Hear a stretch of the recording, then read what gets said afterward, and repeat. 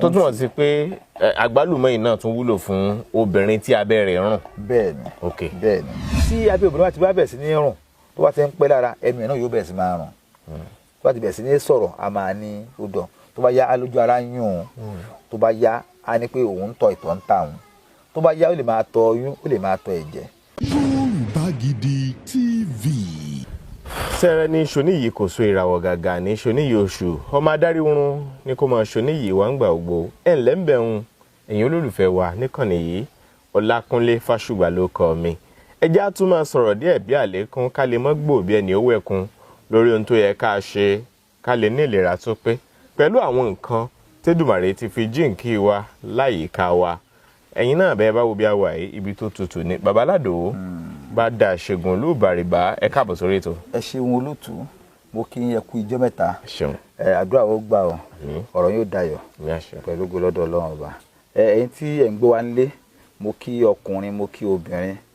mo kí ọmọ kékeré mo kí àgbàlagbà ní kíkí Ọlọ́run báyìí pé àdúrà wa ó gbà ọ́ a ò ní ṣe àárẹ̀ tí ò gbóògùn. Gẹ́gẹ́ bẹ́ẹ̀ ṣe mọ̀ orúkọ tèmi ni bàbá aládò olóyè bàdà ìṣègùn orí ìbàrìbá oníṣègùn ìbílẹ̀ tí ẹ ti ń gbọ́ tẹ́lẹ̀tẹ́lẹ̀ àwọn ará ilé iṣẹ́ aládò herbal research center ibi tá a ti gbé ń kọ́ nípa ewé àti egbò ibi tá a gbé ń ṣe research nípa ìwúlò ewé àti egbò tí òfin ní níyàn lára tí òfin ní àlàáfíà ẹ mú kí yín o. Abẹ́gi àgbálùmọ̀ la wà yìí àti ẹ̀ máa fi kọrin gbà kan àgbálùmọ̀ gbálùmọ̀ gbálùmọ̀. Bẹ́ẹ̀ni igi àgbálùmọ̀. Yóò wù mí kó jẹ́ pé igi àgbálùmọ̀ yìí gan-an la ó lò láti fi báwọn èèyàn sọ̀rọ̀ káwọn èèyàn kẹ́kọ̀ọ́ lára ẹ̀ kí ni tí ó lè wúlò fún ìlera wọn nípa igi àgbálùmọ̀. Ẹ ṣeun olótú ṣe rí igi àgbálùmọ̀ tá à ń wò yìí ara tí Ọlọ́run fi ṣe wá lẹ́ṣọ̀ọ́ nílẹ̀ Áfíríkà ni. Ó jẹ́ nílẹ̀ Áfíríkà ewé àti egbò tí Ọlọ́run dá fún wa yìí ìwòsàn ni tó jẹ́ pé gbogbo ewé kọ̀ọ̀kan gbogbo èso kọ̀ọ̀kan òun ló ní ìwúlò tiẹ̀. Africa Star Apple. Bẹ́ẹ̀ni òun là ń pè ní Africa Star Apple. Èyí tí ò tí ì pọ́n nú ẹ̀ rèé. tí ò tí ì pọ́n lélẹ̀ Chrysophyllum ni àwọn scientific name ẹ̀ tí wọ́n ń pè. ṣé rí àgbálùmọ̀ Africa Star Apple ó jẹ́ èso kan tó máa ń pọ́n àbí tó máa ń rẹ̀ ní àsìkò kọ̀ọ̀kan nínú ọdún.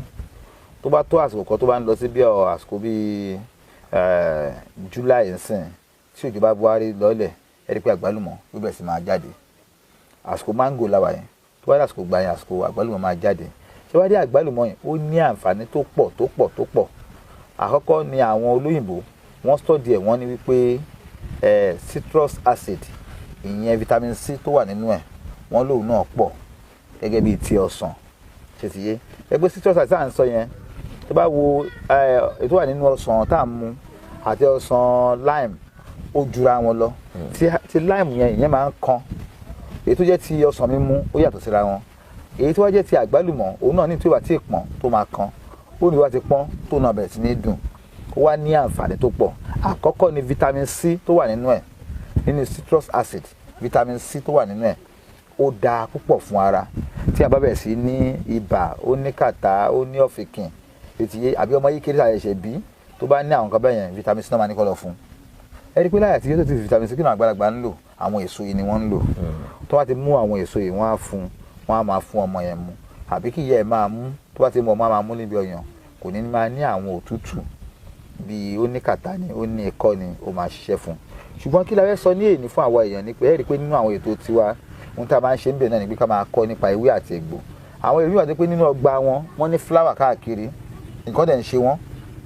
wọn dẹ̀ mọ́ tán máa lò sí kí ló fà á ni pé tá a bá bẹ̀rẹ̀ sí wú ètò wa yìí tí ẹ ń subscribe nínú channel tá a wà yìí ẹ rí i pé ẹ máa rí ẹ̀kọ́ kọ́ tí pé òní máa ná àná dànù àwọn olóyìnbó wọ́n ní pé prevention is better than cure àwọn ewé tí Ọlọ́run dá fún wa káàkiri yìí àǹfààní tó ṣe ń bẹ̀ ó pọ̀ ara ẹ̀ náà ni tá a fẹ́ sọ lénìí ṣẹ́rí tí èèyàn bá ní tí obìnrin tó bá ní discharge tó máa ń rùn gbogbo obìnrin ló máa ń discharge but discharge yẹn bó ṣe wá ń rí ó pọ̀ oríṣiríṣi obìnrin míì kó má ti sùn mọ́ á ti máa discharge but discharge yẹn tó bá ti bẹ̀rẹ̀ sí ní rùn òórùn tí ò da tó ń pè ní offensive odor. bí ẹja títí ń bàjẹ́. bẹ́ẹ̀ ni abẹ́ obìnrin mi máa ń rùn bẹ́ẹ̀ ìmí á máa rùn bí ẹyin tó ti yé sìn ìmí á máa rùn bí òkú eku ṣé àmì ti ẹ̀ ń sìn èmi òun fún ara ẹ̀ gan ti mọ̀ tó bá ti dé ọ̀dọ̀ ọkùnrin ó sọ pé tóun bá ti bolẹ̀ ó lọ́wọ́ sọ pé kí ló ń rùn báyìí òun náà lè mọ̀ pé ara òun ló ń rùn tí obìnrin bá ti ń rí àwọn àṣà báyìí àbí àwọn àrùn báyìí ohun tó máa lò sí la fẹ́ sọ yìí ṣe ti yé. tó túmọ̀ sí pé àgbálùmọ̀ yìí náà tún wúlò fún obìnrin tí abẹ́ rẹ̀ rùn. bẹ́ẹ̀ni so àwọn tó máa lò sí òun ni eléyìí ṣe rí station tó máa ń pè ní station tó wà nínú kínní nínú àgbálùmọ̀ òun ni èso station yìí tí obìnrin bá ti rí pé òun ní toilet disease tó yẹ pé abẹ́ ẹ̀ máa ń rùn kíní funfun tó wà nínú station yẹn òun náà máa ṣe tó máa pọ̀. wọ́n á pa kíní hóró nù àgbálùmọ̀ yìí. wọ́n á pa á pọ̀ tó bá ti pọ̀ bẹ́ẹ̀ wọ́n á lọ pẹ̀lú ọtí tó bá le ọtí tó bá le yẹn tó bá ti lọ pẹ̀lú ẹ̀ wọ́n máa rẹ́ sínú ẹ̀ tó bá ti rẹ́ sínú ẹ̀ bí ọjọ́ kẹrin ọjọ́ karùn-ún á wá máa rú àmàdà bí ẹmu á ní pé kí obìnrin yẹn kó máa mú á máa mú láàárọ̀ á máa mú lọ́sàn-án lálẹ́ ṣé rí nǹkan rírùn tó ń jáde lára ẹ̀ yẹn á pa òru ẹ̀ alálàáfíà n tó ń rìn infection ni àwọn kọ́kọ́ sọ pé kí ló tẹ̀ fà tí abẹ́ obìnrin fi ń rùn gan. kí ló lè fà. ṣé rí obìnrin ìmíì kò mọ ìmọ́tótó ṣe ẹ dẹ̀ mọ̀ ibi ojú ara obìnrin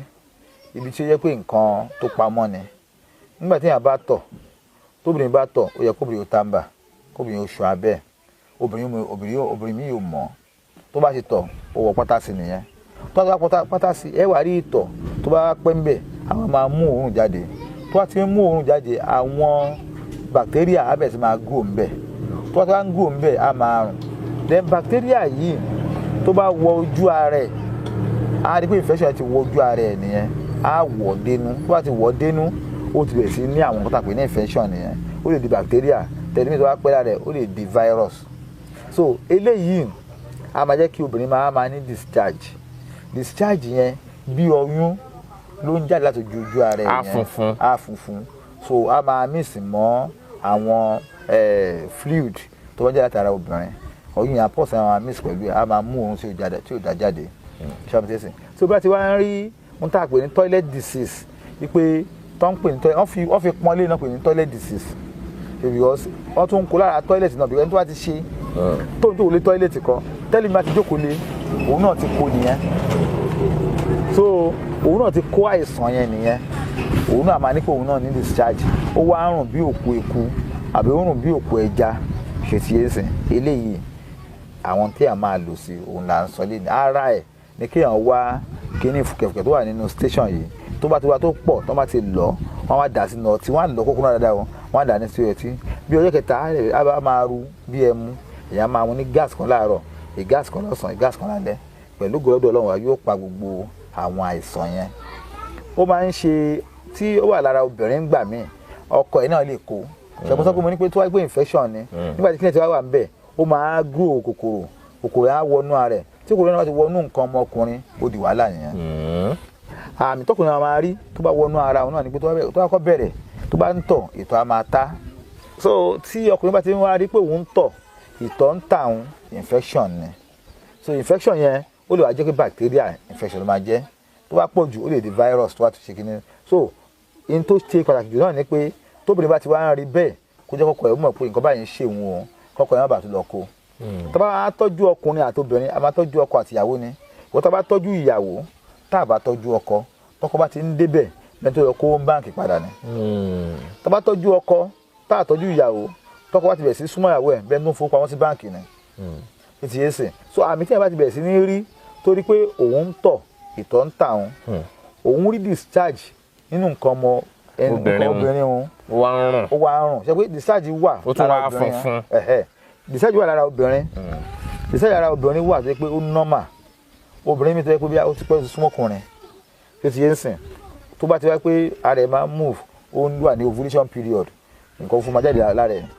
ṣe àmì tí nǹkan fún yẹn gbọ́dọ̀ ọ̀rọ̀ nǹkan fún yẹn fluid ni tó máa ń jẹ́ kí tó máa ń lubricate ibi máa wọlé jẹ́ máa jáde ọkùnrin tí kì í jẹ́ kó ní obìnrin lára bó tó bá ti wá pẹ́ lára tó di infection abẹ́sì máa ní odò tí ò da a máa mú jáde obìnrin mi dẹ́ ti wà tó yẹ pé tó bá ṣe nǹkan oṣù tán ẹ̀jẹ̀ tó yẹ kó jáde lára yẹn ò ní jáde tán ó máa dúró sáàárín ibẹ̀ ẹ̀dẹ̀gbọ́n tẹ́jọ́ ti pẹ́ ń bì kan ẹ̀jẹ̀ máa bàjẹ́ ó máa ní òórùn ó ti kúrò lára ó ti bọ́ sí ibi àyè tó kó bọ́ sí kò bọ́ ta á di òórùn eléyìí náà lè fà á kí obìnrin máa ní kí abẹ́ máa yún obìnrin kí tọ̀ máa ta kó abẹ́ ẹ̀dẹ̀ máa rùn tí abẹ́ obìnrin bá ti bẹ̀rẹ̀ sí ní rùn tó bá ti ń pẹ́ lára ẹnu ẹ̀ náà yóò bẹ̀rẹ̀ sí máa rùn tó bá ti bẹ̀rẹ̀ sí ní sọ̀rọ̀ a máa ní odò tó bá yá alójú ara yún tó bá yá a ní pé òun ń tọ̀ ìtọ̀ ń tà òun tó bá yá ó lè máa tọ̀ ọyún ó lè máa tọ̀ ẹ̀jẹ̀ tó tí a ti rí irú eléyìí àwọn tí ó lè lò sí òun náà la fẹ́ sọ là ń sọ lọ́wọ́lọ́wọ́ báyìí òun náà ni pé kí àwọn wá èso àgbálùmọ̀ African Star Apple African Star Apple yìí ó ní èso tá a pè ní station yìí nínú tá bá tó wá fọ́ èso yìí náà tó wá ní fùkẹ̀fùkẹ̀ nínú ṣẹ́rí fùkẹ̀fùkẹ̀ yẹn a máa lọ àpọ̀ dáadáa a máa dà sínú ọtí tó bá le obìnrin a máa mú láàárọ̀ lọ́sàn-án àti lálẹ́ nínú gin àbí hot drink ṣá a máa mú láàárọ̀ a máa mú lọ́sàn-án a máa mú lálẹ́. ìyẹn tọ́mùlà kékeré yẹn ní òun. kékeré yẹn bẹ́ẹ̀ ni tọ́mùlà kékeré a máa mú láàárọ̀ a máa mú lọ́sàn-án lálẹ́. tí ọkùnrin bá wá rí ní pé òun ń tọ̀ ìtọ̀ ń tà òun àbó òun ń tọ̀ ìtọ̀ ń ṣẹ́kù lára ṣẹ́rí gbogbo eléyìí àìsàn ni tó yẹ pé tó bá pẹ́ lára inú bládà ẹ̀ á wá di pé ìtọ̀ ń ṣẹ́kù síbẹ̀ ẹ máa wò ó tí a bá tọ̀ sínú pò títọ̀ yẹn bá wà níbẹ̀ tí yóò bá flush yẹ kó tó jẹ́ mẹ́ta òórùn tọ̀ yẹn ò ní jẹ́ kí ó máa balẹ̀ jẹ́ ẹ wá wò kó wà nínú bládà rẹ̀ èèyàn kó má kú òǹbẹ̀ bẹ́ẹ̀ ló ṣe máa rí tó bá ti wá rí bẹ́ẹ̀ ara tí a ṣe ní ètò òun náà ni kéèyàn lo èso àgbálùmọ̀ tá a sọ yìí ó jẹ́ àkọ́kọ́ tá a fẹ́ sọ nípa àǹfààní igi àgbálùmọ̀. èso àgbálùmọ̀ báwo ni ó ṣe lò fún yẹn. so èso náà ni ó máa lò ọkùnrin náà rẹ́ sínú ọtí òun náà máa mú láàárọ̀ a máa mú lọ́sàn-án a máa mú lálẹ́ bí ó ṣe jẹ́ nìyẹn. then igi àgbálùmọ̀ fúnra rẹ̀ tá à ń wò ìta wà lábẹ́ yìí ṣe tí yẹn bá ní akọ ibà èpo àgbálùmọ̀ a fi ń kún epo igi àgbálùmọ̀ a fi ń kún epo igi kí wọ́n korúkọ ẹ̀ quinine tree ìyẹn igi dóngóyárò a máa fi kún tábà tí wọ́n sì bẹ̀ pẹ̀lú ewé tíì èsì a máa ṣe ènìyàn a máa mú láàárọ̀ a máa mú lálẹ́ a máa mú láàárọ̀ gbogbo ibà yẹn pátá òun ló máa tọ̀ dànù èsì gbogbo ìtọ̀ ló máa tọ̀ dànù pátá yàtọ̀ sí yẹn ṣe rí egbò fún àti pé egbò àti ewé àgbálùmọ̀ ètò bá yọ ọdún ẹ̀sìn pé òun igi àgbálùmọ̀ buttress root ló ní buttress root yẹn sọ ni pé root tó máa ń tàn jáde ṣe rí àwọn root yẹn abẹ́ ẹ̀ la máa ti gbé gé ìtàkùn tí mò ń sọ yìí tá a bá gé ìtàkùn yẹn wọ́n máa ṣe pẹ̀lú àgbo tó máa ṣe pẹ̀lú àgbo fún ẹni tó bá yẹ pé bóyá pé èèyàn ní àárẹ̀ wọ́n á ṣe bẹ́ẹ̀ wọ́n á ní kó ń tàn bóra mọ́ wọ́n á sè wọ́n á ní kó bora mọ́ ẹ rí i pé kó gborí sí kó da táwọn ènìyàn borí kó ru yẹn lè. ó da fún àwọn tó yẹ pé wọ́n weak níbi àárẹ̀ àárẹ̀ bá ṣèyàn òun tàn tí wọ́n weak pátápátá wọ́n máa wo rúùtù tí mo sọ yẹn rúùtù tó jáde padà yẹn tó di kílẹ̀ mú yẹn. ẹ̀kàngi àgbálùmọ̀ báyìí sìn. ẹ̀kọ́ náà ló ń ṣe àwọn ètò wù káàkiri látàrí ẹ̀kàn yẹn ló ti di. so wọ́n ti mú yẹn pẹ̀lú ewé wọ́n á sè wọ́n á ní kó ń tàn bora mọ́ tó bá bora mọ́ láàárọ̀ sálẹ̀ egungun àlè ìyẹn àárẹ̀ tó wá jẹ́ kó máa ń rẹ̀yàn so àwọn àárẹ̀ kan àti tó bá kọlu èèyàn á kọlu iṣan ara ń tàn wọ́n á weak tó bá tó wá weak bẹ́ẹ̀ wọ́n máa ń bò mọ́ra òun náà máa ń sábà bò mọ́ra fún ẹ̀ tó bá ní àwọn àìsàn báyẹn so nípa báyìí Ọlọ́run dá wa púpọ̀ ó fún wa ní àǹfààní níbi ewé àti egbò pàápàá nílẹ̀ Áfíríkà nítorí pé ní ọ̀dọ̀ wa mi báyìí òun náà ni ewé àti egbò ti ń wù sí púpọ̀ tó yẹ pé àǹfààní pọ̀ nípa pé ká lo ewé àti egbò ká fi tọ́jú ara wa wọ́n tó bá ti wá rí pé o ní toilet disease ni o àbò rí pé ó rẹra ó ní àárẹ̀ ara tó pọ̀ àá ní kí ó ń tàn kó gbìyànjú kó máa lo ewé àti egbò pẹ̀lú gbọ́dọ̀ Ọlọ́run bá a ò ní ṣe àárẹ̀ tí ò gbóògùn o. ẹ já wa bọ́ sórí ọ̀rọ̀ àwọn nǹkan èlò láti fi dáná oúnjẹ tẹ́ ẹ sọ pé oògùn ni tọ́pọ̀ èèyàn ò sì mọ̀ ẹlòmíì kó kàn ti lo magí kó ti lo àwọn seasoning oríṣiríṣi tí wọ́n ti fi kẹ́míkà ṣe kó bó lára pépà kó run sọ́bẹ̀ ìyẹn nìkan ló mọ̀ ṣùgbọ́n láwọn ọ̀nà míì wà tó dáa jù yẹn lọ tó ládùn tó tún láǹfààní. ẹ ṣeun olótù tẹ́ sọ nínú ètò tá a ṣe kọjá. ẹ ṣeun olótù ṣe rí òdodo ọ̀rọ̀ ní gbogbo ààyè bákan náà ló ṣe máa ń rí irọ́ ló máa yàtọ̀ síra wọn tí ẹ bá wá parọ́ a máa pa ọ̀pọ̀lọpọ̀ irọ́ láti lè fi jẹ́ kí irọ́ yẹn múlẹ̀ ṣe rí àwọn olóyìnbó gan mọ̀ pé ní ayé tá a wà yìí ń sìn àwọn àìsàn káàrírí ti pọ̀ àwọn àìsàn oríṣiríṣi ti dé tẹ́bárí lè kánsà ni tẹ́rítọ̀ ń kánsà ni tẹ́bárí lè kíní ni tẹ́bárí lè kidney problem ni tẹ́rítọ̀ ń kidney problem ni tẹ́bárí lè hypertension ni nípa ilé iṣẹ́ tiwa Holy Peace Herbal Research Center tí a ṣiṣẹ́ nípa ewé àti egbò. Nídìí iṣẹ́ ewé àti egbò yìí ó ti lé lọ 50 years láti wà nídìí ẹ̀. So níbi ẹ̀kọ́ tá a ti wá kọ́ láti bí 20 ọdún sẹ́yìn ipa ti pẹ́ ń di alakẹ́kọ̀ọ́ sórí ẹ̀ alakẹ́kọ̀ọ́ ń pa ẹ̀ ipe kí tiẹ̀ ló wá ń fà tẹ́ pé àwọn àìsàn táàrí ti wá ń pọ̀ sí. Kí ló fà á táwọn àìsàn wọ̀nyẹn fi ń pọ̀ sí? Ọ̀làjú yẹn wá ń jẹ́ kí a gbé àwọn fundamentals things tó máa yẹ ká wà ókè a gbé kalẹ̀. Àwọn nǹkan tó jẹ́ natural. Another one a ti gbé kalẹ̀. Ok, kí ló fà á sẹ́yìn máa wò ó sìn tẹ́ bá lọ sí àwọn tó ń ṣe àwọn fruit juice yẹn wọ́n mọ̀ pé wọ́n fẹ́ lu ọsàn ẹ̀wẹ́ ọsàn ẹ̀wẹ́ tó fẹ́ fi serve gbogbo wọ́n dẹ̀ fẹ́ ṣe juice tó pé ó bá kárí gbogbo Nàìjíríà for instance gbogbo America for instance but ọsàn tó máa rí òlè tó kí ni wọ́n ṣe ni pé wọ́n wá invent chemical content tó pé ó máa jẹ́ inconvenient sí ọsàn ẹ̀wẹ́ yẹn.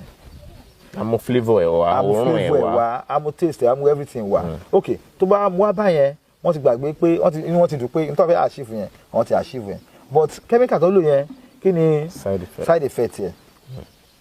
So olóòfin àfàdé pé tẹ́wá di tí iléeṣẹ́ bá ṣe ọsàn ẹ̀wẹ́ tó ṣe ní flavour tó ṣe gbọ́ ẹ̀ ní kíní mélòó ló fẹ́ tó wọ́n á fi ṣúgà wọ́n fi gbé àwọn fúnra wọn sọ pé ntẹ́ ẹ̀ mú iye o is dangerous to health o. So ẹni tó bá nífẹ̀ẹ́ àlàáfíà rẹ̀ kó jọ kó ṣọ́ra fún nǹkan chemical kó ṣọ́ra fún nǹkan tó yẹ pé yóò padà pa lára tó pé apá owó ò ní ka mọ́. Òun la ṣe ń pariwo tán nígbà yẹn ká padà sí natural foods natural seasoning òun la fi sọ ní ọ̀sẹ̀ tó kọjá nípa àwọn nǹkan tó ń fa problem. Ṣé ẹni tó bìnrin máa so oúnjẹ tí ò bá ti rí magí tó bá ti rí àwọn magí oríṣiríṣi á fi ṣe ọbẹ̀ chemical oríṣiríṣi á fi ṣe ọbẹ̀ yẹn wá dùn ẹni tó ń jẹ ọkùnrin mi a máa jẹ. A máa ṣe mẹ̀rẹ̀mẹ̀rẹ̀ lẹ́nu. Ọkùnrin mi a máa jẹ kò mọ̀ pé wọ́n ń pa nǹkan ọmọkùnrin wọn ni. Ẹni mi a máa jẹ nǹkan á ní oúnjẹ yìí dùn àyàwó mi mú oúnjẹ ṣe gan kò mọ̀ pé hypertension ti ń bọ̀ fóun because iyọ̀ náà púpọ̀ kí ni ẹ̀ ṣe ń sìn ẹni bí wà tó yẹ pé tiẹ̀ ó wá ní ìtọ̀ ṣúgà bó tó ń jẹ ṣúgà náà rọ̀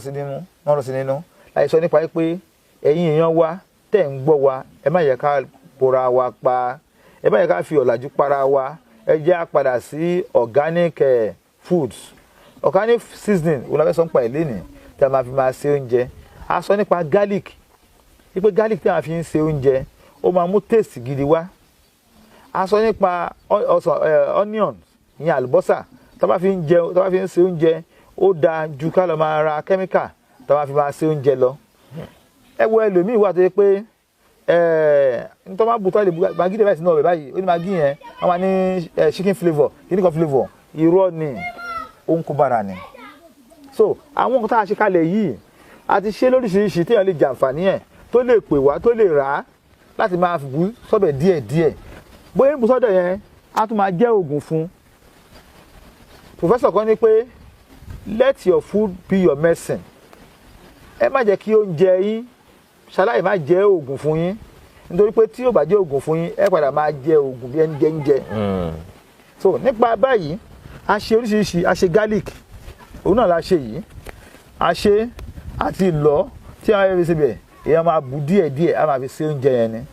Garlic bó ṣe wà fúnra rẹ̀ àwọn olóyìnbó tán ní ìmọ̀ gan fọ́ sí pé antioxidant ni ẹ̀ẹ̀kejì náà ni pé kò ń jẹ́ kí ẹ̀jẹ̀ èèyàn kó máa clot ẹ̀ẹ̀kejì náà ni pé téèyàn bá ní àìsàn hypertension ó dáa púpọ̀ fún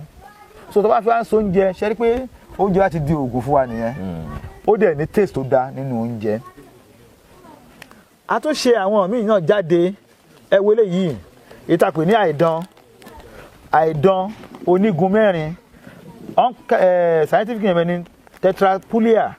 òun ni scientific name ẹ lọ wò dáadáa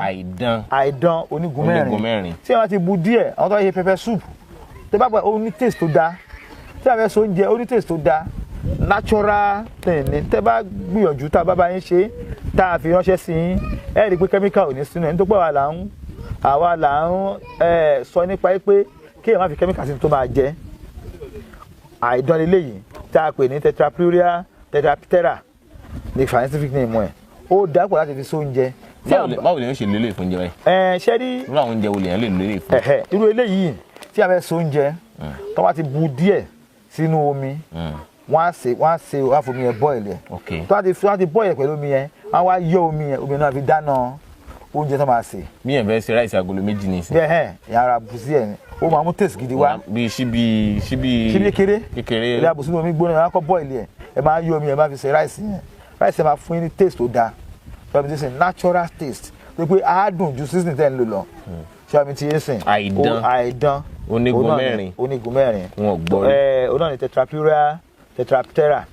the scientific name wọ́n lè gọ́gbó ẹ̀ wọ́n gbọ́dọ̀ wẹ́rí pé kó tó bá sọ̀rọ̀ kan nípa ewé àti egbò máa sọ pé ẹ lọ yẹ̀ wò nítorí tó máa sọ àwọn olóyìnbó náà wọ́n fọwọ́ sí ni nítorí pé àdúró ń bí ẹ̀kọ́ yàtọ̀ sí pé àbá ewé àti egbò ńlé àtúnkẹ́kọ̀ọ́ lọ́wọ́lọ́wọ́ lórí ẹ̀ báyìí ṣe ti yé sìn tá à ń ṣe PhD lórí natural medicine ìwọ tí ó bá ń gbọ́rọ̀ wa ẹ rí i pé kò ń ṣe tí èèyàn àmúlùmálà ohun tó dára lójú là ń sọ ewé àti egbò òun ló dára láti máa fi lò sára wa àti máa sóúnjẹ tá a máa jẹ ewé àti egbò ní ká máa fi ṣe bẹ́ẹ̀ náà la sọ nípa eléyìí a sọ nípa garlic then ẹ̀kejì náà ni pé a sọ nípa ẹ̀wò ìtumọ̀ mo sọ náà ní last week èso abèrè eléyìí Euteria oblata yóò ti ń sìn. Euteria ombellata. Oní scientific name ẹ̀. ṣe rí èyí tẹ̀ ń wò yìí tí kò lè yé yín ṣe rí èso abèrè tí èèyàn bá gbìyànjú tó bá ní nílé ó korò lóòótọ́ ṣùgbọ́n iṣẹ́ tó ń ṣe pọ̀. òun iṣẹ́ ara seasoning tiẹ̀. ó ti kò ń ṣe ara seasoning. but nígbà tó ń wà fún yín pé gbogbo ọkùnrin tó bá ti lé ní 40 years kó gbìyànjú èso abèrè yìí tó á lè bu díẹ̀ sómi kó mú kó dà bóyá ẹ̀kan lọ́sẹ̀ kò ní tó máa kọ dípọ̀. ṣé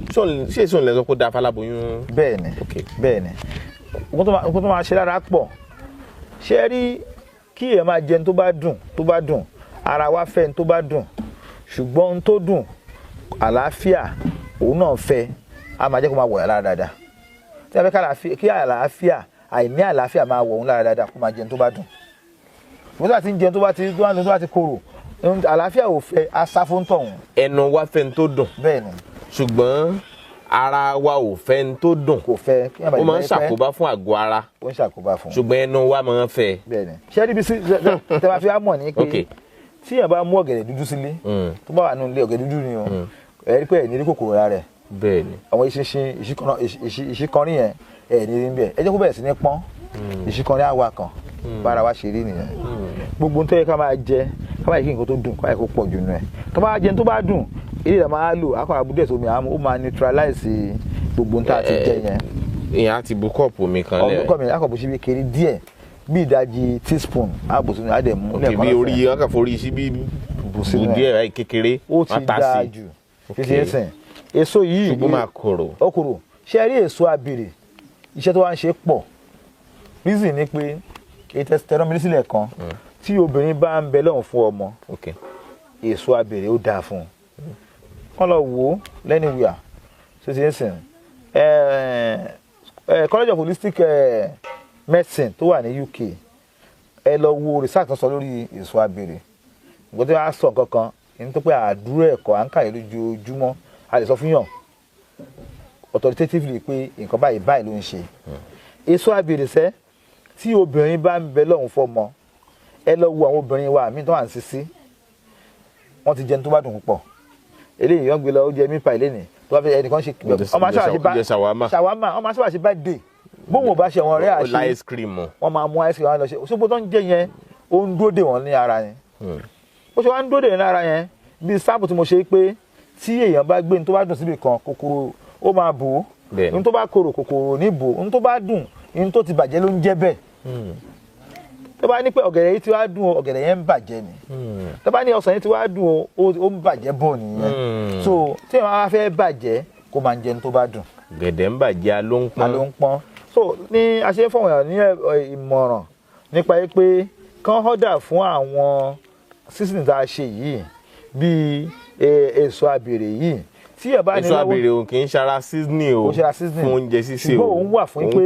láti prevent ó korò láti prevent àìsàn gbogbo àìsàn lára. tó ń wà fún nìyẹn. tí obìnrin bá ti gbé tó ń sọ yẹn tóbìnrin bá wá jẹ́ pé ó wà bẹ́ẹ̀ lọ́hùn fọmọ àwọn nǹkan dúdú yẹn ti wá wà lára ẹ̀ tó bá fún ní eléyìí pẹ̀lú gbọ́dọ̀ Ọlọ́run bá àdúrà ò gbà yóò finú ṣoyún. yóò fẹ̀yìn gbọmọ pọ́n. then obìnrin nígbà tó kó máa ń bímọ tọmọ yẹn máa ń kú. mọ nínú. ó máa kú mọ́ nú tàbí kọ́ bọ́mọ ìwà ìkó lè kú. ok àbíkú. a wá ṣe research lórí ẹ̀. ìdí yẹn sìn àbíkú ọ̀tọ̀ o yes still birth ní sọ́n sìn yẹn. ṣẹ̀kọ́ àmọ́ tó wá bí tó wá lò bí ọjọ́ méjì ọ̀yẹ́ tó wá lò bí oṣù mẹ́ta ọ̀sẹ̀ kan ìyẹn máa kú tó àgbàlagbà ń pè ní àbíkú bí pé ẹnìkan àbíkú yọ lẹ́nu. àní kéèyàn bí òkú ọmọ sínú. ok pé bó ṣe bí ọmọ yẹn báyìí òbí ló kú. ok ohun tó máa ń fà ni pé science dẹ̀ sọ pé bẹ́ẹ̀ ni òun náà ni pé ṣe pé diabetes àgbàlagbà ló máa ń ṣe. tí èèyàn bá bímọ tó yàn wá lóyún tó bá ti wà diabetic ọmọ tó wá bí yẹn ṣúgà rẹ̀ náà máa high tó bá bí báyìí tó bá ti ń fatẹ́gùn sí báyìí ó máa kú ni. so yẹn ni yẹn ọ̀dọ́ wa àwọn àbá ti wá gbogbo àwọn tó gbé àbá ń gbẹ̀bí ni àwọn tó wá ń gbẹ̀bí lọ́dọ̀ wa tó wá ti ń wá òkè náà máa ń fún ọ rè é máa fún sómi ẹni kó máa mú láàárọ̀ kò ní bòkú ọmọ yẹn á dẹ̀ gbó ara ẹ̀ á dá kò ní wá tóbi jù. ẹ wá wò sìn tó pé tẹ́lẹ̀ bá fẹ́ bí wọn ní operation ni ẹ bí wọn ní operation kí ló fà á ju pé ọmọ yẹn tóbi jù omi pọ̀ lára wọn ọdẹ́mà omi yẹn ti pọ̀ jù ọmọ yẹn ò gbó ṣákáṣáká mọ́ tó wá bí ọmọ lẹ̀ nọ́ọ̀mà ní kọ́ ọmọ ó kéré tọ́tẹ̀gùn wá fẹ́ sí kó bẹ̀rẹ̀ sí tóbi báyìí ẹ ti ń sìn so ìyá tó bímọ tó pé àwọn vitamin oríṣiríṣi ni wọ́n ti rà ń kó máa mú pé mo vitamin yẹn ọmọ yẹn máa tóbi nínú ẹ̀ ni kò sí bọ́n ṣe ní operate ẹ̀kọ́ tó bí so èso àbèrè ó wúlò fún èso àbèrè tá a wá ṣe yìí ó pé oríṣiríṣi bí a ṣe ń sọ yìí ó pé oríṣiríṣi tí a bá lọ wò náà Google ó ní oríṣiríṣi èyí tí amúdání tí wọ́n ń pè ní interior blender yìí òun gangan lè ṣiṣẹ́ fún. kò má lọ déédéé mú abèrè ní kó lọ wọ́n ló pé oríṣiríṣi o. wọ́n á ní pé àbáyádùn ló sọ pé báyìí ni eléyìí irú àwọn eléyìí tó jẹ́ àwọn èso abèrè ìbílẹ̀ òun là ń sọ o. ẹ̀dẹ̀ ti lọ ilé ìkó lè jẹ́ kẹ́ ẹ mọ bó ṣe rí gangan. so ẹni tó bá ní ìdí ẹ̀ tó bá béèrè àbá ṣe á fún kó lọ máa lò ó tí ẹ bá nírú eléyìí tó wà lọ́wọ́ mi yìí ọdún méjì ó lè má ti tàn kò yẹ kí n bàjẹ́ tó pé a ti dry ẹ̀ pẹ̀lú àwọn ní àwọn machine ta ní ilé iṣẹ́ wa. kò ṣeé sáré mu tán ní tó korò. so bí ó ṣe rí yẹn. abati ni ṣé téèyàn bá fi sómi pẹ̀lú bó ṣe korò téèyàn bá ń foyín kún kọ́. yẹn téèyàn bá ròyìn original. tó jọ original tó dá lójú pé original ni. bẹ́ẹ̀ni ẹ rí i pé lásìkò àwọn ń pè wá nígbà kan wọ́n fẹ́ ra oyin ẹ̀rọ mi létí ọ̀rọ̀ oyin yẹn àwọn fẹ́ ra mo ní pé àta oyin wípé àta oyin ṣùgbọ́n nísìn a ti ní oyin original. ìdí tí a tó ká oyin original ni pé oyin tí wọ́n ń sìn gangan ní ìṣojú wa báyìí láti kó oyin yẹn láti máa ta. oyin sísìn náà tó wá pé oríṣiríṣi tó bá ní kéèyàn fi ẹyin òróró kó fi sàṣe jẹ oyin àgíríkì náà tún wà. bẹ́ẹ̀ni náà oyin àgíríkì náà tún wà ń sìn. oyin àgíríkì náà wà ó ti wà yàtọ̀ sí ìbílẹ̀. oyin gidi gangan tó jẹ́ oyin ìbílẹ̀ tó jẹ́ pé oògùn because oyin fúnra rẹ̀ oògùn ni ìgbẹ́ tí kòkòrò kan ń yà ni. bẹ́ẹ̀ni ṣùgbọ́n tó wá ṣe artificial ẹ̀ ṣùgbọ́n tí wọ́n á ń fẹ́ oyin gidi àti ní oyin gidi ń sìn tá a sọ fún ẹ pé ètò òrà yìí oògùn oyin nìyẹn tó jẹ́ oyin gangan. tó dáyàn lójú. tó dájú. then mo wá fẹ́ sọ nípa eléyìí ní clove tá a pè ní kànáfùrù. ẹ rí i pé kànáfùrù mo sọ ní last program wa pé àwọn àgbàlagbà máa ń lò pẹ̀lú oògùn jẹ̀díjẹ̀dí. iṣẹ́ tó ń ṣe lára pọ̀ tí èèyàn bá ń lo kànáfùrù pẹ̀lú ògo lọ́dọ̀ Ọlọ́run bá onítọ̀hún ò ní ní àìsàn kánsà lára kò ní jẹ́ kó grow lára ẹ̀ because kí ni a pè ní kánsà ẹ lọ́ máa wò àwọn growth kan ni pé á jáde lára àwọn tissue ara wa yìí tó bá ti jáde ń bẹ̀ tó bá ṣe ń paná ọbẹ̀ yẹn á máa gbilẹ̀ ń bẹ̀ á máa lé mọ́ bẹ̀ wọ́n lè ṣe ń lo yẹn á máa grow bọ́ǹgì á máa grow tó bá yá á wá di egbò tí ò ní jiná títí ń sìn á máa ba ara jẹ́ ẹlòmíì tó bá ti nírú eléyìí ẹ gbìyànjú clove yìí ẹ máa fi ṣe ọbẹ̀ prevention is cheaper and better than cure. ìṣẹ̀lẹ̀ náà máa ń jẹ́ kọ́bẹ̀ ó dùn. ó máa ń jẹ́ kọ́bẹ̀ ó dùn ó dáa púpọ̀ láti máa ṣe bẹ̀ bẹ́ẹ̀ náà ni ìyèrè wọ́n fi ń ṣe pepper soup ìyèrè wọ́n fi ń ṣe àṣejẹ tó bá ń ṣe àtàwọn bàbá bá ń ṣe àṣejẹ àbí iléeṣẹ́ tó bá ń ṣe àṣejẹ fèèyàn ẹ máa fa òórùn yẹn símú ni kí ló fà á ní pé natural ingredients yìí la fi ń ṣe so clove yìí a ti ṣe lóní powder ẹ̀yin tí ẹ bá gbìyànjú láti máa ní ẹ máa fi kún ọbẹ̀ yín láti máa sè ògìrì ìjẹ̀bú ẹ máa fi kún ọbẹ̀ yín láti máa sè á jẹ́ kí ọbẹ̀ ó máa wà dáadáa nítorí gbogbo àwọn sísìn ẹ wo nígbà kan wọ́n ta kíni kan bíi tọ́mí ṣe báyìí tọ́pẹ́ funfun báyìí Ajinomoto. Ajinomoto yẹn àwọn company kan wọ́n fi ń ṣe laundry wọ́n fi ń fọ nǹkan perfume tó fi ń fọ aṣọ. nítorí ká fi ṣe oúnjẹ lẹ́nìkan fi ṣe chemical tó fi ń fọ aṣọ báwo ni wọ́n ṣe máa rí tí a bá bẹ̀ sí lò ó ṣe àpò gbogbo tó wà nínú ló máa fọ̀ dànù nígbà tó bá yá ajá wẹ́lẹ́wẹ́lẹ́. So nípa báyìí clove ó dáa láti máa fi ṣe ọbẹ̀ kò kí ń jẹ́ kí èèyàn ní àìsàn hypertension kò kí ń jẹ́ kí èèyàn ní àìsàn diabetes nítorí pé kí ni ó máa antioxidant lòun náà ó máa ń lower level sugar àti ó máa ń increase the power insulin tó wà lára èèyàn ni kìtìyé gbogbo àwọn tá a mú jáde yìí ó pẹ̀lú tá a fi ń ṣe oògùn wa wọ́n táwọn èèyàn máa ń béèrè pé ẹ jẹ́ ká ẹ bá a ṣe kíní yẹn bá a ṣètò ẹ bá a pákéjì ẹ ọmọ ẹ pé a kì í ṣe àmúlùmálà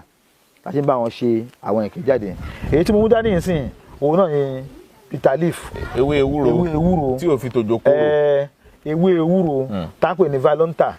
ṣẹ́rí valonta yìí òun ni ewé ewúro tí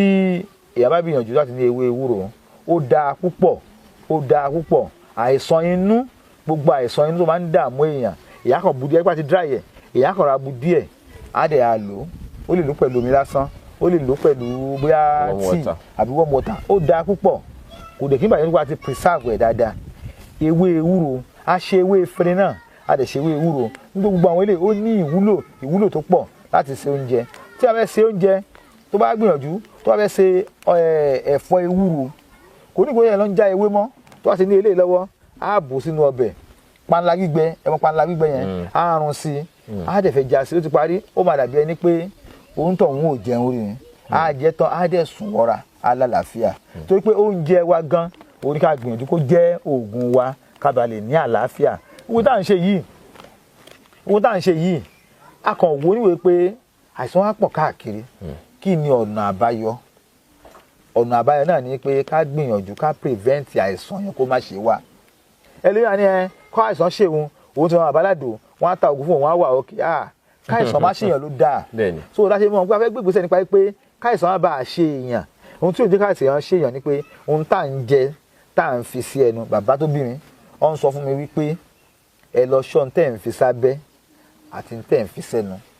wọ́n tẹ́ àti ṣọ́ méjèèjì yóò gùn lẹ́mìí téèyàn fi sábẹ́ àti tó ń fi sẹ́nu bẹ́ẹ̀ ni pàápàá fáwọn obìnrin nìyẹn o atọ́kùnrin àtobìnrin ọkùnrin náà ń fi nǹkan bẹ́ẹ̀ ni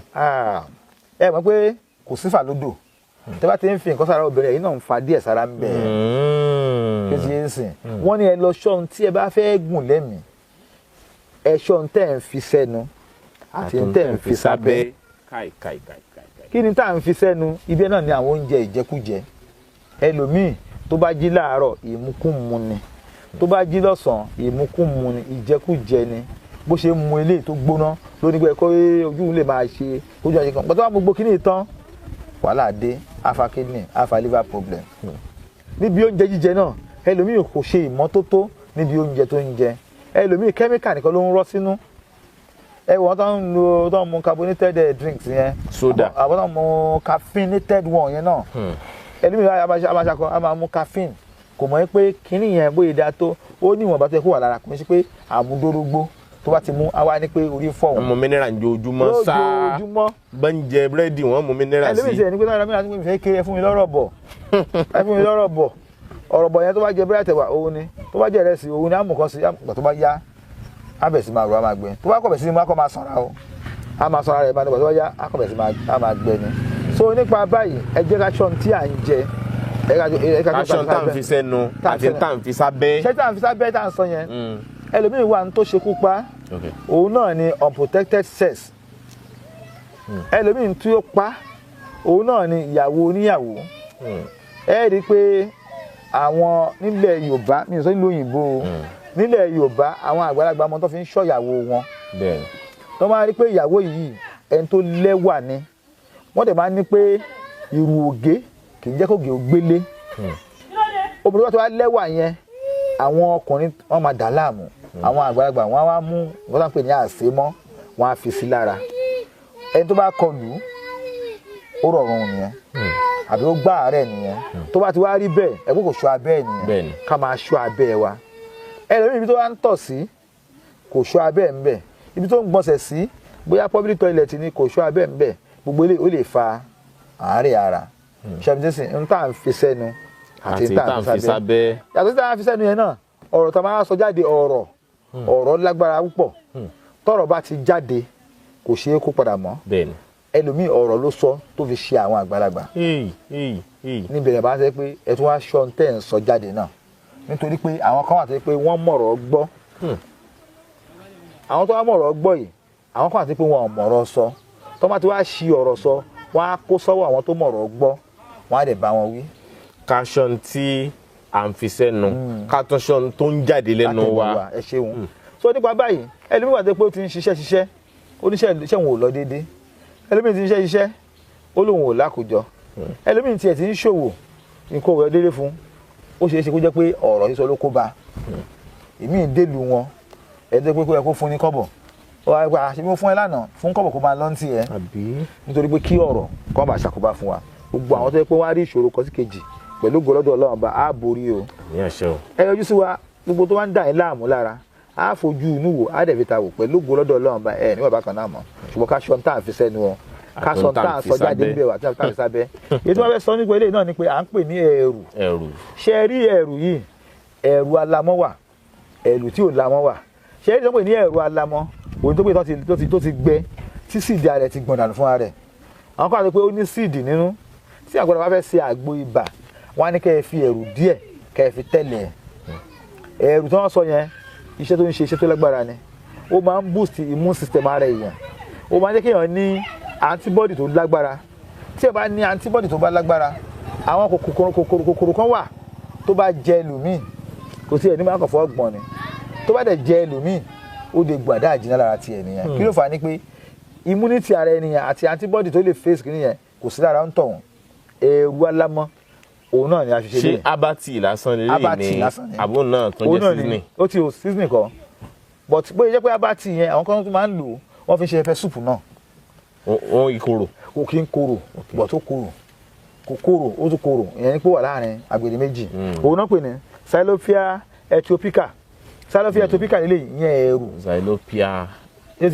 ethiopica. tí èèyàn bá ti bu díẹ̀ sínú omi gbóná kí èèyàn mú bíi tíì ó ti dáwọ́ ó máa boost immune system ara èèyàn ó máa boost wáyé kéèyàn reach ní antibody gbogbo àìsàn tó bá wà lára a máa fight ẹ̀ dànù ẹ̀rí fún àgbàlagbà tó máa ṣe àgbo wọ́n máa ní dandan ẹ fi ẹ̀rù sí torí oní tó ń ṣe so nípa báyìí gbogbo àwọn season oríṣiríṣi yìí náà láti ṣe wọ́n tó bá nífẹ̀ẹ́ sí tó bá nífẹ̀ẹ́ sálàáfíà rẹ̀ gbìyànjú kó pomílẹ̀ dùn gbẹ o ẹ má yẹ kí nǹkan ó ṣe wá ká tó tọ́jú ara wa nítorí pé àwọn tá à ń tọ́jú èèyàn náà ẹ rí i pé ẹran alára ni gbogbo wa tẹ́lẹ̀ mi bá dé ẹ rí i pé àníyàn mo ti náwó títì stroke ló ń ṣe mí ẹnu mi wọ́sẹ̀ mi lè sọ̀rọ̀ àwọn àpò kí ló fà ó ní hypertension ni but hypertension wá fà yẹn kí ló ń lò fún hypertension a ní oògùn ìbò lòun lò bó ṣe ń lo oògùn yẹn náà wọ́n bá òun ṣe ń jẹ ó ń pọ̀ sí tẹ́ ẹ bá rántí nígbà kan ẹnìkan pè wá pé wọ́n fún un lóògùn hypertension òun bẹ̀rẹ̀ sí ní pọ̀ ẹ̀jẹ̀ òun lọ bá dókítà pé òun máa ń pẹ̀jọ́ ní ẹ bó ṣe máa pẹ̀jẹ̀ nìyẹn ẹ má yẹ ká dúró di báyẹn o ẹ jẹ́ ká gbìyànjú ká ní àwọn sísè tá a fi sínú oúnjẹ wa iyọ̀ gbọ́dọ̀ jù pọ̀jù ní oúnjẹ because tẹ́ bá wọ àwọn season yẹn monosodium kì í náà fi ṣe tó yẹ pé mostly iyọ̀ òun náà fi ṣe gbogbo ẹ̀ ó wá jẹ́ chemicalize iyọ̀ tí wọ́n ti bá bẹ̀ ó mọ̀ akọ̀ máa dùn ṣá náà ni bí wọ́n ti ṣe ọ̀rọ̀ akọ̀ máa dùn náà ni. méjì mẹ́rin lẹ́nu. so eléyìí a ní kúkú òjijì o ẹlẹ́mìí akọ̀ ní pé òun sùn wọ́n ní ó sùn kò dé jí mọ́ kí ló fà ní heart problem kí ló wá ń fa heart problem tí gbogbo èèyàn mọ̀ sí náà ni pé blood pressure kí ló ń fa kidney problem blood pressure kí ló ń fa liver problem blood pressure kí ló ń fa gbogbo ẹ̀ náà ni pé ìjẹkújẹ tá à ń jẹ àwọn àbá wa ta ní pọ́n ń lo 100 ọdún 150 130 kí ló fà ní pé wọ́n rìn púpọ̀ wọ́n ṣe exercise wọ́n làágùn but àwọn táà tó wá làágùn mọ́ táà ṣe exercise púpọ̀ mọ́ sìn àtúwá ń jẹun tó yẹ pé ó ń fún wa ní problem because ẹ̀ máa ń làágùn àwọn iyọ̀ ara yẹn a máa kó lára but nítorí pé sedentary lifestyle ló ń lò kí ni a máa kún ara ẹ̀ so a máa ṣe àníṣe àárẹ̀ tí ó gbógun òye tẹ̀ ń gbọ́ mi ẹ gbìyànjú kẹ́ ra àwọn seasoning láti máa fi sí ọbẹ̀ yín kẹ́ ṣọ́ra fún àlàáfíà yín kẹ́ dẹ̀ pọn mílẹ̀ dùn gbẹ pẹ̀lú gbọ́dọ̀ àwọn oníṣe àárẹ̀ o kì í fi jẹ́ nìyẹn o. tó bàbá aládùn ẹ já wo àwọn oògùn yín fáwọn àǹfààní àwọn tó yẹ pé bóyá gbà púpọ̀ rèé tí wọ́n máa wo ètò yìí. ẹ ṣeun olóòtú àwọn ìgbò ti ṣètò sílẹ̀ pẹ̀lú ewé àti egbò pọ́nbélé. ṣé ní gbogbo àkọ́kọ́ ni ní gbogbo àwọn oògùn wa natural medicine ni ewé àti egbò pọ́nbélé ni gbogbo àwọn oògùn wa púpọ̀ wọn pátá láti gba òǹtẹ̀ ìjọba sí. Wọ́n ti vet ẹ̀ wọ́n lè rí pé bẹ́ẹ̀ ló ṣe rí. Tí ẹ bá fẹ́ ra oògùn tó bá ti rí pé kò sí NAFDAC nínú ẹ̀, ṣọ́ra kó o tó lò ó. Tó bá ra oògùn tó bá rí pé kò ń ṣe oníṣègùn tó fẹsẹ̀ múlẹ̀ ni, ṣọ́ra kó o tó lò ó, because níta bá ti lò sẹ́nu ó ti parí nìyẹn, kò ṣeé pọ̀ mọ́ o. Ẹ̀rí tó mú dání Oskonto herbal mixture. Oskonto herbal mixture ewé àti egbò pọ́nbélé òun la fi ṣe. Ó dáa fún èérí inú. Àwọn obìnrin míì wọn ò ṣe nǹkan àlejò wọn mọ́, inú wọn bẹ̀rẹ̀ sí ní ga. Ẹlòmíì wà tó yẹ pé àárẹ̀ pé òun lóyún ni, inú àmà yí síbí kò dẹ̀ sóyún bẹ̀, kí ló fà ní pé ẹ̀jẹ̀ dúdú ló wà ńbẹ̀. Ẹlòmíì àmà kígbe ẹ̀yìn ní gbogbo ìgbà, ẹlòmíì yóò máa kígbe inú irun, ẹlòmíì obìnrin mi fẹ́ ṣe nǹkan oṣù á máa dà láàmú. Oskonto herbal mixture ó dáa fún. Ìgbọ̀nsẹ̀ ẹlòmíì ṣe ló le kórókóró tó dàbí ìgbẹ́ ẹran. Oskonto herbal mixture ó dáa fún. Lówó tí gbọ́dọ̀ ti bẹ̀ sí le kórókóró nínú inú wa tó wà yẹn, á padà máa reabsorb sínú ara. Báyìí ti ń reabsorb sínú ara, kòkòrò náà jẹ́ dé nìyẹn. Gbẹ̀lẹ́ máa ní pé ẹlòmíì ànípa ara ń yún, kòkòrò ń jẹun gbogbo ara, ẹlòmíì ànípa ara ń tà òun, kò tó ń fà nìyẹn. Oskonto herbal mixture. Oskonto yìí a ṣe ní capsule náà jáde, òun náà gbà òun tẹ̀tẹ̀ ìjọba tiẹ̀ lọ́tọ̀, NAFDAC approved number, ó dẹ̀ ní GTN code lára. Ẹ̀dìyẹ Oskonto herbal capsule ó wà káàkiri ní Nàìjíríà bí ni o, nílùú Amẹ́ríkà ni o, nílùú Canada ni o, àbí ní UK ẹ̀rí àwọn oògùn ara ń bẹ̀. Àwọn nọ́mbà tó ń sọ nísàlẹ̀ yẹn ni ẹ máa rá oògùn ara ń bẹ̀ àtàwọn address pẹ̀lú gbọ́dọ̀ lọ àwọn oníṣẹ́ àárẹ̀ tí ó gbóògùn. Ọkùnrin míì ní jẹ̀díjẹ̀dí, ìgbọ̀nsẹ̀ kò wá jáde dáadáa, tó bá ń lo Oskonto capsule àárẹ̀ àánà yóò dẹ̀ ní àlàáfíà dáadáa. Then àwọn ìtàkùnjáde òun náà ni Lego herbal mixture. Lego herbal mixture yìí blood purifier ni. Ó ń fọ ẹ̀jẹ̀. Ó máa ń fọ ẹ̀jẹ̀. Blood thinner ni tí ẹ má bẹ̀ sí wá lò kò ní jẹ́ kí èèyàn ní àìsàn wúsẹ̀wúsẹ̀ tó yẹ pé ó máa ń jẹ́ kí àbí arthritis àbí rheumatism tí ẹ má bẹ̀ sí ní lò, nítorí pé arthritis àti rheumatism yẹn ẹ̀jẹ̀ dúdú ló máa sábà fà, àti pé kí cartilage tó wà nínú àárín egungun wa kó bẹ̀ sí ní máa wú, tó bá bẹ̀ sí ní wú ó máa fún yàn ní problem àti rìn, ó kọ lómi lẹ́yìn, ó ń kọ lómi ní gbogbo ara pátá. Lego herbal mixture ìjọba fọwọ́ sí, oògùn tó ń polówó ara ẹ̀ ní iléeṣẹ́ bàbá aládò àwa la ṣe jáde. Lẹ́yìn àwọn oògùn èyí a tún ṣe aladobitas. Ẹ̀rẹ̀ aladobitas yìí ìyẹ̀bọ̀dọ̀ wọn máa lò lójoojúmọ́. Nígbà táwa wà kékeré, àwọn tó bí wa gbogbo ọmọ kékeré lé tó bá ti jí láàárọ̀ oníkàkú àgbà àgbo jẹ̀díjẹ̀dí, bọ́bí wa máa gbó tiẹ̀, bọ́bí gbàgbọ́ tiẹ̀, ọmọ yẹn máa lé ní. Tọ́wọ́n mọ́ ọmọ kan wá sákòó ọmọ bọ̀tí kan tó mú wá láti ìlú kìíní kan, ànàfẹ́ kú ni, kò sí bẹ́ẹ̀ ga tó, nítorí pé kí ni àárí kékeré àdẹ̀ ní agbára, àlàáfíà wà. Ẹ̀rọ àwọn ọmọ bọ̀tí yẹn wọ́n máa rìn gọ̀gọ̀gọ̀ bí nítorí kí ló fà ní pé nǹkan dúdú nìkan ló ń jẹ. Bọ̀tí yẹn bá ní ilé fún àwọn ọmọ èèyàn nílé kó máa lò láràárọ̀, jẹ̀díjẹ̀dí ò ní dà láàmú. Tó bá dàgbà kò ní dàgbà tó yẹ pé because ẹ kì í fún yín ní ọ̀rọ̀ kan, ṣe pé ẹlòmíì ń sìn tẹ́ bá wọ́n bí àti bí èèyàn máa ń di wàhálà fún. Kí ló fà á ní pé wọ́n ti fún níjẹ̀kújẹ̀ láti kékeré,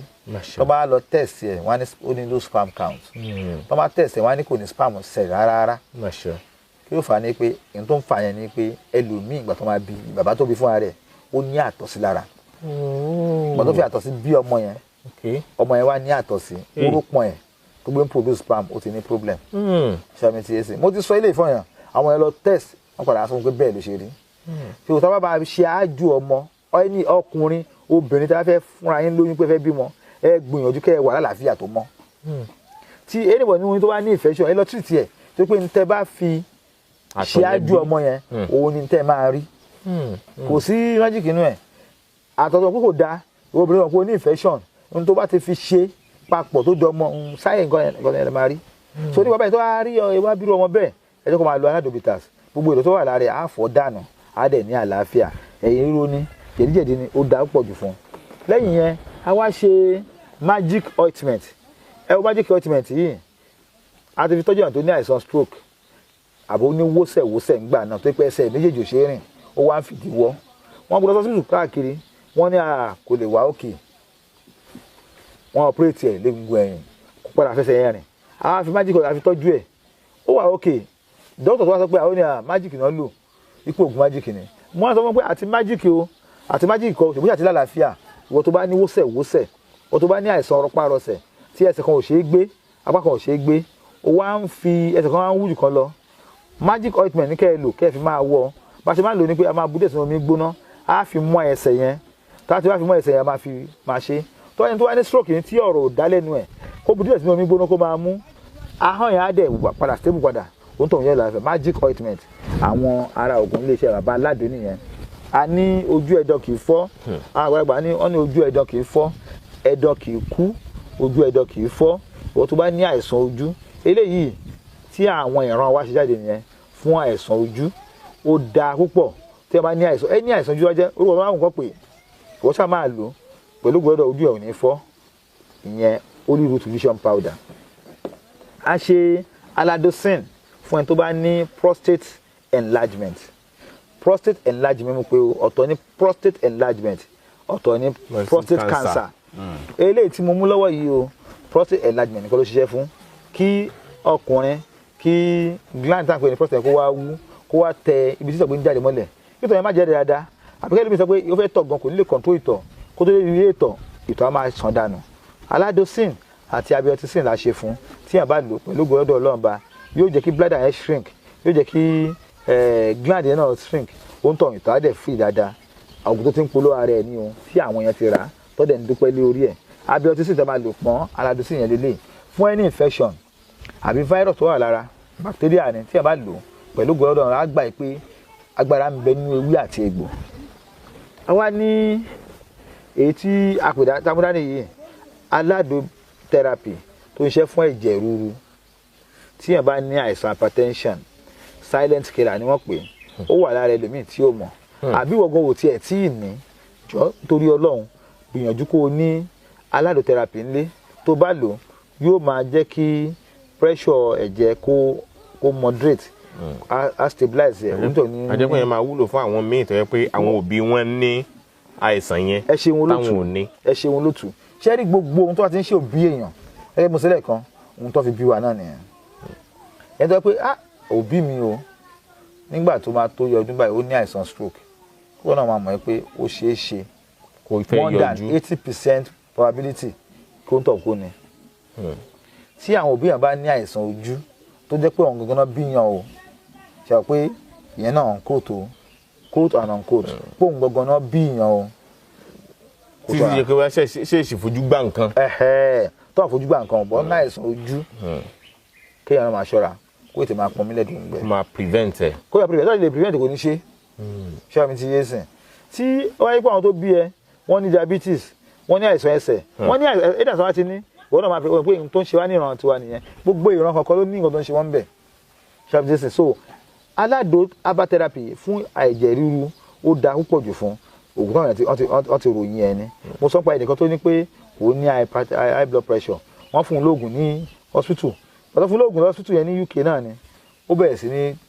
pọ̀ ẹ̀jẹ̀ ni òun tó padà lè rí léwu òun tó ti sọ̀rọ̀ nínú program wa yìí rí tó dẹ̀ testify sí pé bẹ́ẹ̀ ló ṣe rí so pẹ̀lú gbọ́dọ̀ Ọlọ́run bá a ò ní ṣàárẹ̀ o ewé àti egbò pọ̀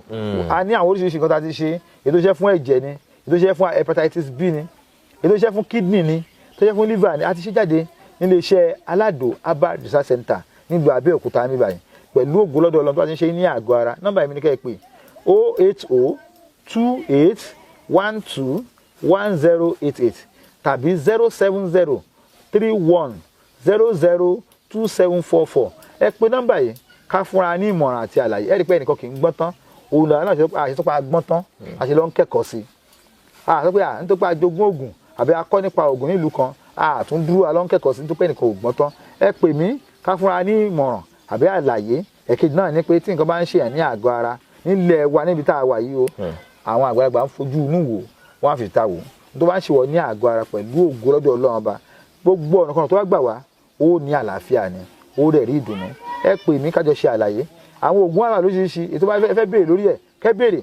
àbí kẹ́ ra àwọn oògùn wa ní àwọn ibi tó bá súnmọ́ yín kẹ́ pè nọ́mbà yìí ká lè júwe fún yín ní ìlú Èkó ẹ rògùn àrà ń bẹ̀ nílùú Ìbàdàn ẹ rògùn àrà ń bẹ̀ nílùú Ìlọrin ẹ rògùn àbẹ̀ nílùú Abẹ́òkúta tá a wà tí iléeṣẹ́ wa wà yìí pẹ̀lú ògo lọ́dọ̀ Ọlọ́run bá ẹ fojú kan ìmọ̀ ìbáládùn ń bẹ̀ àdúrà ó gbà wá níṣẹ́ àárẹ̀ tí ó gbógun. adúpẹ́ púpọ̀ lọ́wọ́ yín bàbá aládò bàdà ṣègùn ìlú Ìbàrìbá fún àwọn àlàyé tẹ́ ti ṣe látẹ̀kan mo mọ̀ pé yóò ti ṣọ̀pọ̀lọpọ̀ láǹfààní Ọlákúnlé Fásùgbà ló kọ mi ìkànnì Yorùbá Gidi TV lẹ́nu láǹfààní àti máa wò ire o. bàbá aládò ọmọ àgbáhùn lálá tí ń pàṣẹ ògùn warawara bíná bá rómi àgbàgbé ilé tó fẹ́ jó bẹ́ẹ̀ tó bá rómi àgbàgbé ariwo tó fẹ́ pa bí ṣòro bá fojú kan bàbá aládò gbogbo gànàgànà ara àṣòro àṣìbalẹ̀ pẹ̀sẹ̀ bí ìgbà ògùn náà bá bọ́ sómi tó dákẹ́jẹ́ kí ni ìṣòro tó sọra ẹ̀ di ọ̀rẹ́ ìmùlẹ̀ sí ọlọ́run àìsàn wo ló ń ṣe ọ tó ń lọ tó ń bọ̀ tó ní dandan lá ọ̀run oṣù ní àparò kú sí bàbá aládò fúnra ẹ̀ kún ọkọ̀ òkè ògbóǹtarìgì nínú ká fi ewé àti egbò tú ọ̀pọ̀lọpọ̀ sílẹ̀ bàbá aládò fúnra ẹ̀ ó ti dé láti abúlé aládò ìlú olórílẹ̀ méje ní ìlú ìbàrìbà. ó ṣe pàtàkì kó o tètè kàn sí bàbá aládò. wọ́n bá yín fojú inú fojú àgbà wo tí ń yọ yín lẹ́nu lágọ̀ọ́ ara pẹ̀lú àwọn irinṣẹ́ ìgbàlódé. ẹ má sì gbàgbé àwọn egbòogi wa tó gbàṣẹ gbòǹtẹ̀ ìjọba lego herbal mixture àti osconto capsule. èyí tẹ̀ ń rírà láwọn fámásì káàkiri. ẹ máa pe bàbá aládò 08028121088. Yorùbá Gidi TV. Yorùbá Gidi TV òun ni kẹ́ ẹ máa wò nígbà gbogbo. Ẹ fojú yín ló ń jẹ níbi tẹ́ ẹ ti lè kọ́gbọ́n, níbi tẹ́ ẹ ti lè rí àwọn àṣà Yorùbá tó yanjú. Yorùbá Gidi TV òun ló mú ètò rere wálé ayé, níbi tẹ́ ẹ gbé fẹ́ kọ́gbọ́n, níbi tẹ́ ẹ gbé fẹ́ kọrin. Yorùbá Gidi TV òun ló ń pè yín kẹ́ ẹ máa wò nígbà gbogbo. Yorùbá Gidi TV.